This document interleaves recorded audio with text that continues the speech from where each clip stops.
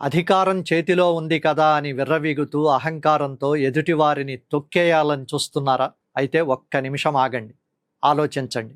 పురాణ కాలంలో హిరణ్యకశిపుడికున్నంత బలపరాక్రమాలు మనకు లేవు. కానీ అంతటి బలశాలికే తప్పని విధి సామాన్యులమైన మనకు తప్పదు అని హెచ్చరిస్తోంది నేటి భాస్కర శతకం పలుకు పద్యం.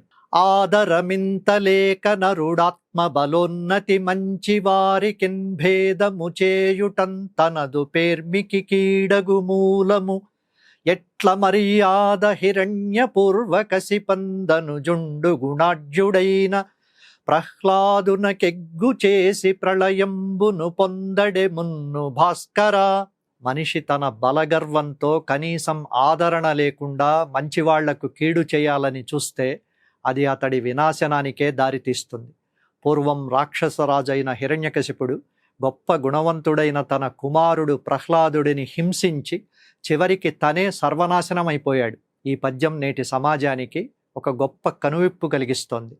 నేడు రాజకీయాల్లో కానీ, ఆఫీసుల్లో కానీ, వ్యాపారాల్లో కానీ కొందరు తమకున్న ఆర్థిక బలాన్ని, మనీ పవర్ను లేదా అధికార బలాన్ని, పొజిషన్ను చూసుకుని గర్విస్తుంటారు. నైతికత చాలా ముఖ్యం. మీ కింద పనిచేసే వాళ్ళు మంచివారై ఉండి నిజాయితీగా పనిచేస్తున్నప్పుడు వారిని అనవసరంగా ఇబ్బంది పెట్టడం మీ పతనానికి మీరే పునాది వేసుకోవడం లాంటిది. ఇక్కడ ప్రహ్లాదుడు ఒక సంకేతం. ప్రహ్లాదుడంటే కేవలం ఒక భక్తుడు మాత్రమే కాదు, అతడు ధర్మానికి ప్రతీక. ధర్మాన్ని ఎదిరించిన ఏ శక్తి చరిత్రలో నిలబడలేదు. కర్మ సిద్ధాంతం. మనం ఎదుటివారికి చేసే కీడు ఏదో ఒక రూపంలో రెట్టింపు వేగంతో మన దగ్గరికే మళ్ళీ తిరిగి వస్తుంది.